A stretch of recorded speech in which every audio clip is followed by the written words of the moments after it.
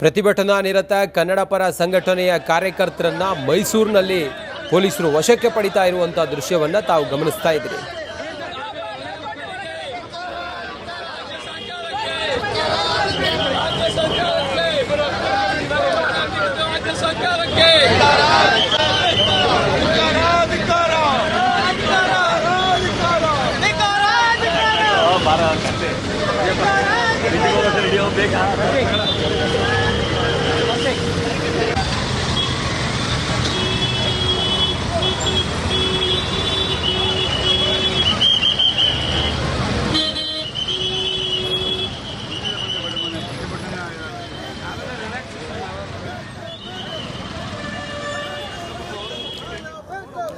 ಇವತ್ತು ರಾಜ್ಯದ ಮೂಲೆ ಮೂಲೆಯಿಂದಲೂ ಕೂಡ ಕನ್ನಡ ಪರ ಸಂಘಟನೆಗಳು ಈ ಕರ್ನಾಟಕ ಬಂದ್ಗೆ ಬೆಂಬಲವನ್ನು ಕೊಟ್ಟು ನೈತಿಕ ಬೆಂಬಲ ಅಥವಾ ಬೆಂಬಲ ಕೊಟ್ಟು ಪ್ರತಿಭಟನೆ ಇವೆಲ್ಲವೂ ಕೂಡ ಜೋರಾಗಿರುತ್ತೆ.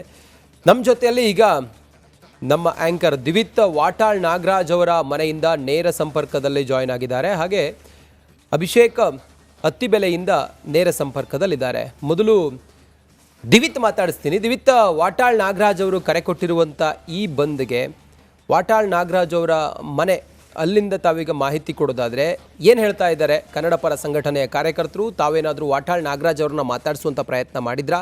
ಹೇಗಿರುತ್ತಂತೆ ಇವತ್ತು ಅವ್ರ ಹೋರಾಟದ ಕಾವು? ದಿವಿತ್.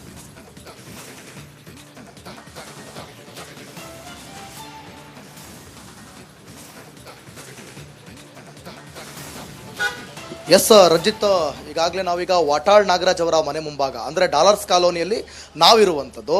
ಇಲ್ಲಿ ಬಂದ್ ಅನ್ನುವಂಥ ಎಫೆಕ್ಟ್ ನಾವೀಗ 2023 ಬಂದನ್ನು ನಾವು ನೋಡಿದ್ವಿ. ಇದೇ ಕಾವೇರಿ ಹೋರಾಟದ ವಿಚಾರವಾಗಿ ಸೆಪ್ಟೆಂಬರ್ ಅಕ್ಟೋಬರ್ನಲ್ಲಿ ಆದಂಥ ಒಂದು ಬಂದನ್ನು ನಾವು ಗಮನಿಸಿದ್ವಿ. ಆ ಬಂದ್ನ ಕಿಚ್ಚು ಹೇಗಿತ್ತು ಅನ್ನೋದು ನೀವು ಆಲ್ರೆಡಿ ನೋಡಿದ್ದೀವಿ, ಅದನ್ನು ನಾವು ರಿಪೋರ್ಟ್ ಕೂಡ ಮಾಡಿದ್ದೀವಿ. ಆದರೆ ಇದೇ 2026ರಲ್ಲಿ ಈಗಾಗಲೇ ಗಮನಿಸಿರ್ಬೋದು ನಿಮಗೆ, ನಮ್ಮ ಕರ್ನಾಟಕದ ದಕ್ಷಿಣದ ನದಿಯ ಮಟ್ಟ ಯಾವ ರೀತಿ ಅದರ ಒಳಹರಿವು ಹೆಚ್ಚಾಗ್ತಿರೋದ್ರಿಂದ ನೀರಿನ ಮಟ್ಟ ಜಾಸ್ತಿ ಆಗ್ತಾ ಇದೆ. 125 TMC ಇರುವಂಥ KRS ನೀರಿನ ಮಟ್ಟ ಈಗ ಆಲ್ರೆಡಿ 109 TMC ನೀರು ತುಂಬಿಕೊಂಡಿದೆ.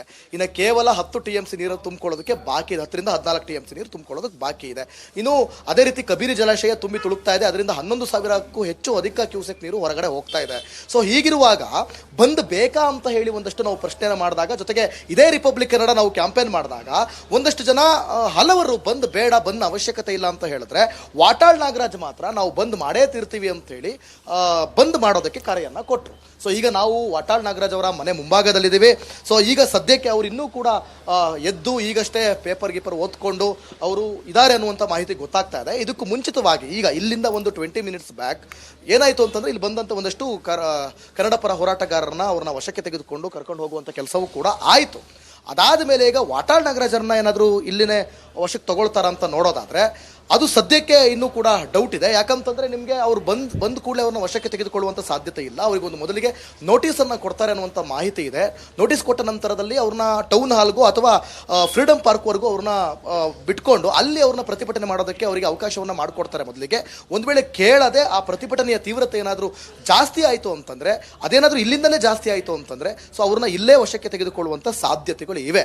ಅದರ ಹೊರತುಪಡಿಸಿ ಅವರಿಗೆ ನೋಟಿಸನ್ನು ನೀಡಿ ಅವರಿಗೆ ತಿಳಿ ಹೇಳಿ ತದನಂತರದಲ್ಲಿ ಅವರನ್ನ ಟೌನ್ ಹಾಲ್ವರೆಗೂ ಕಳಿಸಿ ಅಥವಾ ಫ್ರೀಡಮ್ ಪಾರ್ಕ್ನಲ್ಲಿ ಅವ್ರನ್ನ ಪ್ರತಿಭಟನೆ ಮಾಡೋದಕ್ಕೆ ಅವ್ರಿಗೊಂದು ಅವಕಾಶ ಮಾಡಿಕೊಟ್ಟು ತದನಂತರದಲ್ಲಿ ಅದು ಆಗಲಿಲ್ಲ, ಅದರ ತೀವ್ರತೆ ಜಾಸ್ತಿ ಆಯಿತು ಅಂತಂದರೆ ಅವ್ರನ್ನ ವಶಕ್ಕೆ ತೆಗೆದುಕೊಳ್ಳುವಂಥ ಸಾಧ್ಯತೆ ಇರುವಂಥದ್ದು. ಸೊ ಒಟ್ಟಲ್ಲಿ ನಾನೀಗ ಮೆಜೆಸ್ಟಿಕ್ ಕಡೆಗೂ ಹೋಗಿ ಬಂದೆ. ಮೆಜೆಸ್ಟಿಕ್ಕಲ್ಲೂ ಕೂಡ ನಾನೆಲ್ಲ ಕೂಡ ಅಲ್ಲಿ ನೋಡ್ತಾ ಇದ್ದೆ ರಂಜಿತ್. ಸದ್ಯಕ್ಕೆ ಬಂದಿನ ಕಾವು ಇನ್ನು ಎಫೆಕ್ಟ್ ಅದು ತಟ್ಟುತ್ತಾ ಇಲ್ಲ. ಬಂದಂತಂದಾಗ ನಾಡು ನುಡಿ ನೆಲ ಜಲ ಭಾಷೆ ಅಂತ ಬಂದಾಗ ಪ್ರತಿಯೊಬ್ಬರು ಕೂಡ ಸ್ವಯಂ ಪ್ರೇರಿತವಾಗಿ ಅಂಗಡಿ ಮುಂಗಟ್ಟುಗಳನ್ನು ಅದನ್ನು ಮುಚ್ಕೊಂಡು ಎಲ್ಲರೂ ಕೂಡ ಸಪೋರ್ಟ್ ಮಾಡಿದಾಗಷ್ಟೇ ಆ ಬಂದ್ ಯಶಸ್ವಿ ಆಗುತ್ತೆ. ಆದರೆ ಇವತ್ತು ವಾಟಾಳ್ ನಾಗರಾಜ್ ಕೊಟ್ಟಿರುವಂಥ ಈ ಬಂದ್ನ ಕರೆ ಎಷ್ಟರ ಮಟ್ಟಿಗೆ ಸಕ್ಸಸ್ ಆಗುತ್ತೆ ಅನ್ನೋದನ್ನ ಕಾದು ನೋಡಬೇಕಾಗುತ್ತೆ ರಂಜಿತ್. ಓಕೆ, ಹಾಗೆ ಸಂಪರ್ಕದಲ್ಲಿರಿ. ಇನ್ನು ಅತ್ತಿಬೆಲೆಯಿಂದ ನಮ್ಮ ಪ್ರತಿನಿಧಿ ಅಭಿಷೇಕ್ ಕೂಡ ಇದ್ದಾರೆ. ಅಭಿಷೇಕ್, ಕೆಲವರನ್ನೆಲ್ಲ ವಶಕ್ಕೆ ಪಡ್ಕೊಂಡ್ರು, ಈಗ ಸದ್ಯಕ್ಕೆ ಹೇಗಿದೆ ಅಲ್ಲಿ ಚಿತ್ರಣ ತೋರಿಸ್ಬೋದಾ? ಜೊತೆಗೆ ಕನ್ನಡ ಪರ ಸಂಘಟನೆಗಳು ಯಾರಾದರೂ ಅಲ್ಲಿ ಹೋರಾಟಗಾರರಿದ್ರೆ ಅವ್ರನ್ನ ಮಾತಾಡಿಸ್ಬೋದಾ? ಏನಂತಾರೆ? ಹೇಗಿದೆ ಅಲ್ಲಿನ ಚಿತ್ರಣ ಅಭಿಷೇಕ್?